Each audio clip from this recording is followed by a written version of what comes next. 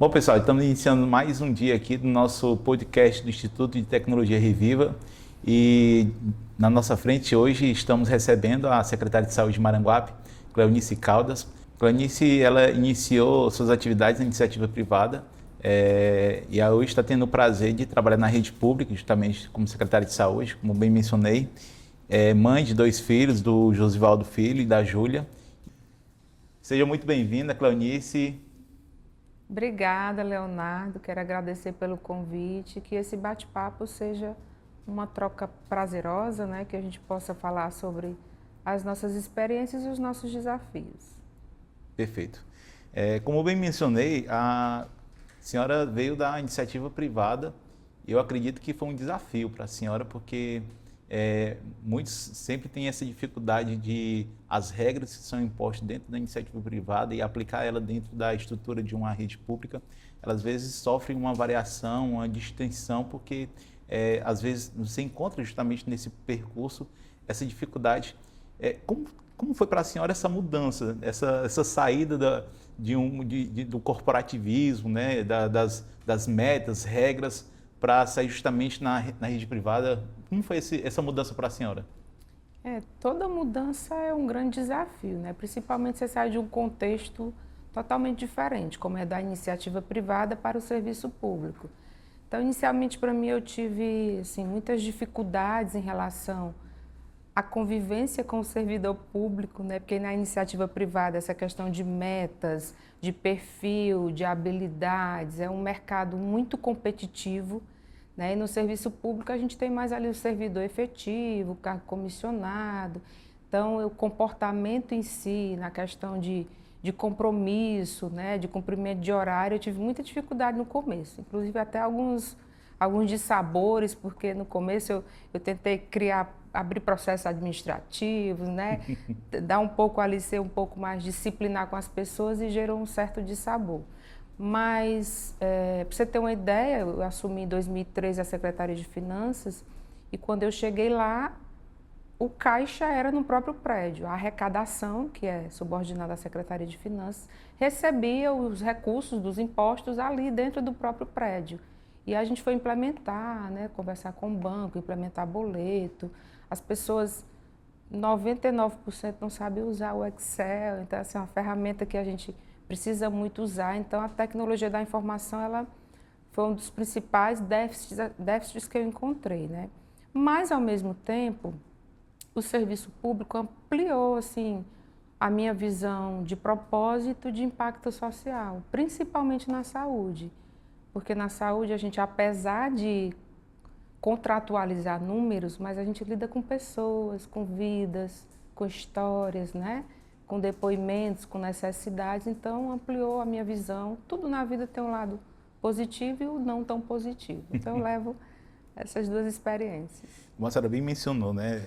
Só reforçando nossa pergunta, a senhora saindo da iniciativa privada, foi para a iniciativa pública e a senhora é formada em contabilidade e agora recentemente teve essa grata satisfação de ser formada agora em enfermagem, né, enfermeira.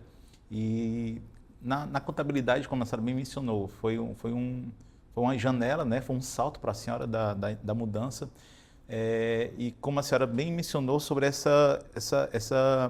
esse histórico que o município tinha de receber boletos e tudo, então, de uma certa forma, a senhora já estava agindo de forma tecnológica, já agindo de forma que o município pudesse se adequar com a nova identidade, com aquele momento, com a nova gestão daquele período? A experiência que a gente traz, ela sempre é possível se aplicar, né, adequando à realidade do local. Então, a minha experiência na área administrativa e financeira foi muito benéfica para o serviço público, porque eu vinha de uma rotina de planejamento, de cumprimento de metas, sempre trabalhei em grandes indústrias, né?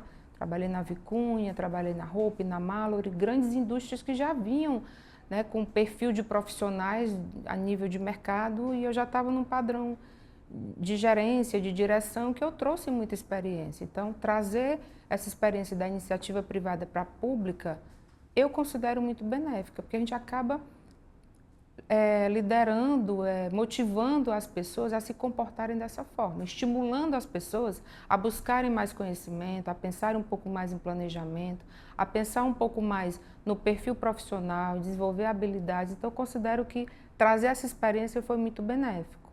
Bacana. Doutora, quais as soluções hoje e desafio que a saúde ele tem trabalhado para expandir justamente as atuações nas áreas periféricas e rurais, na saúde como um todo, não somente Maranguape, mas como gestora hoje, a cabeça da senhora referente à atuação da pasta da saúde. Como tem sido a atuação para expandir esse serviço nas áreas periféricas? Eu acho que é um desafio para todo o país, né? Mas Maranguape, especialmente, ela tem uma extensão territorial muito grande. Das nossas 42 equipes de saúde da família, mais da metade estão localizadas na zona rural. Então, a questão de transporte, de logística, de acesso, ela é muito comprometida. Mas a gente vem elaborando estratégias com descentralização de serviços que têm ajudado muito a população, né? A gente descentralizou o serviço de ultrassonografia, hoje a gente leva uma vez por mês para os distritos maiores, concentrando os distritos mais próximos num único local e ofertando o serviço lá pertinho das pessoas. Nós criamos também um CAPS itinerante, né, que leva a equipe do CAPS para os distritos mais distantes para fazer triagens, fazer atendimento, dar um direcionamento, porque nem sempre o paciente ele é da rede psicossocial.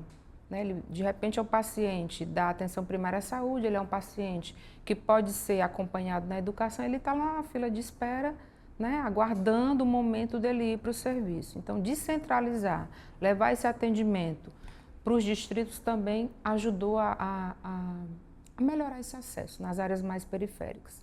Nós também criamos em Maranguape as áreas sanitárias, as Anvisas. Cada área sanitária ela tem um supervisor. Então, esse supervisor é um gestor que está ali perto das unidades, né, atuando, ordenando ali o serviço e tem um link direto com a gestão no núcleo central. Então, acho que isso também ajudou muito para a gente, em tempo um pouco mais real, né, saber o que está acontecendo nos locais mais distantes. Então, muitas estratégias é um desafio, né, transporte é um desafio. Nós temos em Maranguape 6 ambulâncias numa central de transporte para poder fazer esse transporte intra-hospitalar das pessoas. Temos transporte sanitário, é um grande investimento. E a gente sabe que hoje o investimento é o grande gargalo na saúde pública. Né? É verdade. Para quem não conhece, a saúde realmente ela tem uma identidade com a população. Muita gente às vezes não sabe, né? Mas em cada comunidade, em cada bairro, em cada distrito, em cada área periférica, a gente sempre vai encontrar ali um postinho e às vezes a população ele só sabe que tem um postinho quando precisa, né? Quando passa ali por uma situação corriqueira ali de saúde e aí quando chega lá se depara com a equipe lá de médico, de enfermeiro, de técnico. Então a população em si ali não tem aquela usabilidade do seu serviço, da saúde em si, porque não cria essa identidade. Uhum. E aí a gente vê que, por mais que a unidade esteja lá, por mais que o postinho de saúde esteja lá, né, prestando serviço, hoje nós temos os agentes comunitários de saúde, que são um elo, que faz um elo entre a unidade e a comunidade. E acredito que o novo financiamento, que ele trata justamente de um dos pontos que fomenta mais a execução deles, mais o trabalho deles, faz esse alinhamento e faz essa ligação entre comunidade e unidade. Como tem sido os agentes de saúde nesse trabalho na cidade da senhora? Como tem sido essa dinâmica de trabalho deles, principalmente nesse novo formato do financiamento? O agente de saúde é uma peça fundamental na atenção primária à saúde, né? O nosso contato diário, permanente, casa a casa com a equipe. Entre o usuário e a equipe é o contato permanente e o agente comunitário de saúde.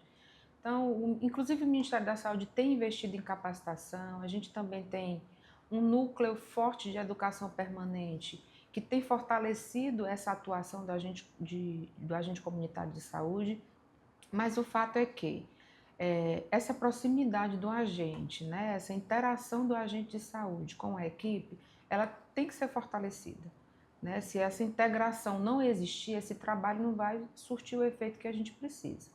E nós também, para atender um pouco essa questão periférica, além do agente de saúde, que é o contato direto, nós também temos pontos de atendimento nos territórios mais distantes, né? Nós temos a unidade de referência, e a unidade de referência às vezes fica um pouco distante de um povoadozinho daquele distrito. E a gente cria lá nesse povoado um ponto de apoio para atendimento, onde a equipe vai uma vez na semana, dependendo do número de pessoas que moram naquele território, a equipe vai uma vez na semana ou de 15 em 15 dias, mas é também um formato de levar o acesso ao serviço, a uma coleta de exames, a uma prevenção, a uma consulta médica para mais próximo da população. E a gente conta muito sempre com o agente comunitário de saúde, é uma peça fundamental para que esse acesso e o serviço ele chegue de fato em tempo oportuno na população. Perfeito, perfeito. Queria também perguntar à senhora quais as ações eles têm sido implementadas com o apoio das equipes para diminuir justamente um gargalo que tem em todo o Brasil. Eu acredito não somente em Maranguape, mas em todo o Brasil a gente vê municípios que enfrentam muito essa questão das filas de espera. Mas quais as ações que têm sido implementadas lá no município de Maranguape que tem melhorado para diminuir essa quantidade expressiva, às vezes, de alguns procedimentos no município de Maranguape em si? A atenção ambulatorial especializada é um grande desafio, a regulação, né? Você conhece de gestão pública, né? Já passou aqui por onde eu estou e trabalhou há muitos anos na gestão de saúde, conhece como a regulação é um grande gargalo. Não só pela ambulatorial especializada, mas também porque é uma corresponsabilidade, né? Muitos serviços dessa área não dependem do município. Dependem do Estado, dependem da União, de hospitais terciários, e a organização em si, da estrutura de regulação, ela ajuda muito, né? Hoje nós temos a nossa regulação informatizada, isso já facilita muito. Bacana. Porque a nossa rede hoje toda é informatizada, todas as unidades de saúde trabalham com o PEC, isso facilita porque a informação em tempo real ela está na regulação, num sistema, num relatório, visualizando, e não em diversas folhas numa caixinha por unidade de saúde, que isso atrapalhava muito, até para localizar, é retrabalho, perde tempo. Então, o planejamento, a organização, Maranguape, a policlínica da região de Maracanaú, a policlínica regional, demorou muito a abrir. Maranguape, ao longo desses anos, mais de 10 anos, manteve uma policlínica municipal. É uma duplicidade de serviço? Pode ser, mas a gente não consegue regredir com isso. Então, Maranguape mantém uma policlínica municipal com mais de 20 especialidades. Muito bom. E tem também a policlínica regional. Mas para a gente alcançar o serviço da policlínica regional, a gente ainda mantém com custeio próprio o transporte sanitário. Para a gente poder dar acesso a essas pessoas ao serviço especializado, a uma consulta especializada, a um apoio diagnóstico, né, um exame que a gente não oferta no município. E é dessa forma, planejando, organizando, investindo, né? A gestão de Maranguape ela investe muito em saúde. Maranguape chega a 37%, 38% do seu orçamento investido em saúde. A gente sabe que o obrigatório constitucional, que é transferido pela União, é de 15%, mas ninguém sobrevive, isso é utópico. Precisa de fato investir, e é investimento, organização, planejamento e o apoio da tecnologia e informação. Perfeito. Fazendo menção do que a senhora acabou de dizer, né, é importante a gente destacar que Maranguape, que a gente sempre acompanhou e sempre sabe que o investimento na área da saúde é um investimento que tem tido resultado. E o que a gente espera é justamente que a população colabore, né? A gente faz menção justamente isso, porque às vezes é disponibilizado ao usuário todos os serviços, todas as ferramentas, todos os estabelecimentos, todos os equipamentos, e ainda assim sempre tem na comunidade alguém que não se agrada 100%, porque está insatisfeito com isso, está insatisfeito com aquilo. E aí, em alguns municípios a gente sempre vê isso, né? As pessoas reclamando da questão do transporte sanitário, sendo que sempre teve atuante. Maranguape, eu acredito que sempre serviu a população na sua ida, na sua vinda, no seu entorno, na busca de trazer uma qualidade melhor de vida. E a gente encontra justamente essa falha de comunicação, não com o serviço e a população, mas como se a população não tivesse ciente que ele tá acessível para aquele serviço. Às vezes tem lá um profissional que atua para atender um atendimento de cardiologista ou um exame de ginecologia e tem lá a condição dele ter esse serviço, mas a desinformação dele, às vezes ele não busca, então ele acha mais fácil, acredito, reclamar do que buscar esse serviço, não é isso? A gente vê muito isso. Hoje a população ela tem a oportunidade de participar ativamente, né? A duras penas, o controle social foi inserido na política do SUS e hoje ele pode participar de um Conselho Municipal de Saúde, ele pode assistir uma audiência pública de uma apresentação de um relatório de prestação de contas, do que a saúde fez com os recursos, do que ela abriu de serviço, do que ela ofertou, do que ela deixou de ofertar, e eles não participam. Esses momentos são esvaziados. Para a gente manter quórum do Conselho Municipal de Saúde, é ligando para as pessoas, a reunião vai começar, nós temos pauta importante, e é interesse da população, né? Então, assim, a gente vê, de fato, essa falta de interesse de participar da discussão, de participar da construção das políticas, de fiscalizar, de conhecer o que está disponível, de usufruir do que está disponível, mas eles reclamam porque não conhecem, justamente porque não participam, mas está lá à disposição, isso é fato. Realmente, a gente percebe realmente essa distância da informação muitas vezes quebrada, e o bom da tecnologia, o bom da informação é que, por mais que esse usuário às vezes não tenha esse acesso, sempre tem alguém para intervir. Olha, mas tem isso para você, olha, mas tem aquilo para você. E aí, Maranguape, eu vejo que realmente os meios, as mídias sociais, o canal no Instagram e muitos outros auxiliam justamente para quebrar essa desinformação, muitas vezes, que chega de forma equivocada ou errônea para o próprio usuário, né? Sim. Doutora, qual o avanço significativo também que hoje tem sido implementado na rede de atenção psicossocial? Nossa, a rede psicossocial, desde a pandemia, tem sido assim, muito desafiadora, né?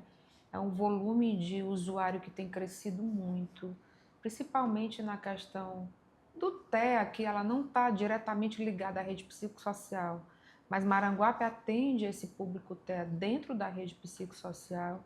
Então, assim, a gente tem investido muito em contratação de profissional, em espaços adequados. Hoje nós temos no CAPS Infantil musicoterapia, nós temos fonoaudiólogo, terapeuta ocupacional, psicopedagogo, temos psiquiatra todos os dias no CAPS Infantil, temos um CAPS geral também atuante, aumentamos a oferta de médico psiquiatra, de terapia ocupacional, a musicoterapia também atua dentro do CAPS geral. Doutora, e no momento Maranguape tem vivido uma fase diferente na parte tecnológica. Acredito que a senhora mencionou já, inclusive, que a parte da regulação ela tem destravado várias dificuldades que antes ocorriam por conta do papel, né, do uso do papel. E Maranguape hoje tem experimentado justamente a tecnologia que tem perpassado por todas as três atenções, né? A primária, a secundária, a rede hospitalar. E isso, de uma certa forma, acredito que todo gestor ele tem, nos últimos meses e anos, aberto a mente para que a tecnologia seja sua parceira de trabalho. Eu queria saber da senhora como tem sido para Maranguape, para a senhora como gestora, que tem experimentado esses anos de gestor em municípios, inclusive Maranguape, que a senhora tem tido um bom portfólio. Como tem sido a experiência da tecnologia junto com a gestão na saúde para a senhora? Léo, de fato é um grande aliado. Eu estou há 12 anos na gestão da saúde de Maranguape e eu estou usufruindo o benefício, né, da tecnologia da informação de 2022 para cá. Então, posso dizer que existe um município em números, em indicadores, em monitoramento, em planejamento antes e um depois. Porque sem informação a gente não consegue, basicamente, olhar para o futuro, olhar para o passado, melhorar, planejar. Então, a nossa experiência tem sido muito positiva. Em 2021, eu tinha uma sala com 17 digitadores, onde toda a nossa produção, naquela época, 33 unidades básicas de saúde, 33 equipes de saúde da família, tudo era feito na fichinha. Meu Deus, doutora. No papel. E aí eu já falei, né, da minha extensão territorial. O risco de perder essa folhinha, o risco de digitar errado, o risco de não digitar, o risco dela chegar aqui, a gente perder financiamento, porque a gente sabe que financiamento hoje é indicador, antes era só produção, né? Então, assim, a tecnologia me trouxe esse olhar ampliado em tempo real das coisas, para você ter ideia. Hoje é dia desde vacinação, a gente está fazendo a atualização de caderneta vacinal e a vacinação da influenza. Aqui no meu celular, eu abro o aplicativo e vejo o vacinômetro em tempo real. Que interessante. Né? E várias outras coisas. De manhã, eu chego na minha sala, ligo o computador, abro a tela, eu sei quantos médicos estão logados, quantas consultas estão realizadas até aquele momento, no final do dia. Tenho tudo hoje na palma da mão. Então, é muito importante. Eu sei que ainda existem alguns municípios que não informatizaram as suas unidades, mas sem informação a gente não consegue planejar o melhor, né? Desenvolver políticas públicas que realmente façam parte na vida das pessoas, faça diferença na vida das pessoas.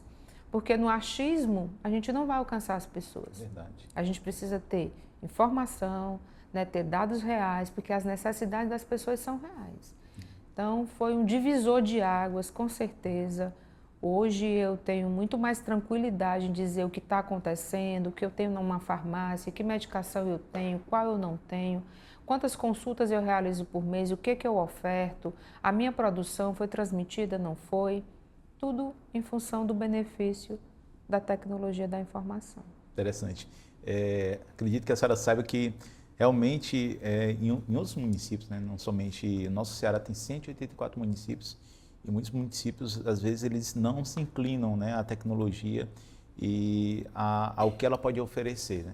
A experiência que a tecnologia, acredito que a senhora tem demonstrado justamente em tempo real, apresentar aí o vacinômetro e muitos outros serviços, é uma quebra realmente de uma visão, uma quebra de uma visão que muitas vezes é fechada para os municípios pequenos, de pequeno porte, de médio porte, sendo que a tecnologia ela veio, acredito, para somar, para agregar e para trazer um norte, principalmente desse novo financiamento, né, da atenção primária, no que dizer também sobre as condições de como estão os estabelecimentos que atuam de forma secundária, como a policlínica, a fisioterapia. Então, a tecnologia ele veio justamente para trazer um apoio a mais na administração da saúde, na parte tecnológica e trazer esse ecossistema digital. Né? Integralização, né? De processos, né?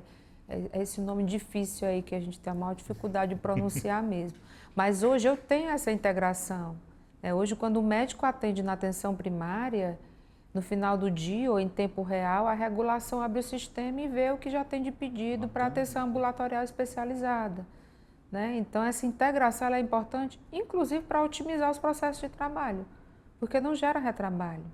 Né? Antes eu tinha que pegar a ficha de referência, chegar na regulação, uma pessoa digitar a ficha de referência no sistema para eu entender qual é a minha demanda de oftalmologista, qual é a minha demanda de cardiologista, o que eu atendi, fazer no Excel, digitar lá no Excel, recebi 10 fichas de referência, atendi 2, tudo manual, isso gera muita falha no processo, né? Perde-se muita informação, não tem qualidade da informação, não existe qualidade da informação.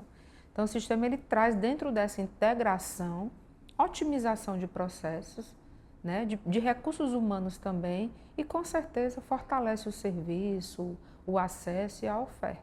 Perfeito, doutora. Muito obrigado mais uma vez, a senhora ter nos dado aqui a oportunidade de nos dar esse tempo, esse time e a experiência que ao longo desses anos a senhora tem vivido na área da saúde.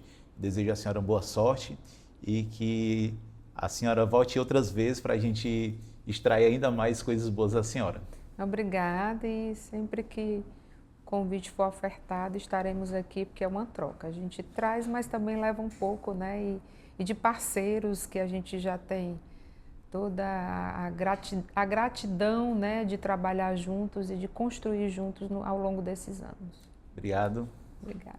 É isso aí, pessoal. Queremos agradecer a você por ter assistido nosso vídeo até o final. E não se esqueça de compartilhar, de curtir, de comentar, colocar o sininho lá para poder ativar os alertas, tá bom? É isso aí e muito obrigado.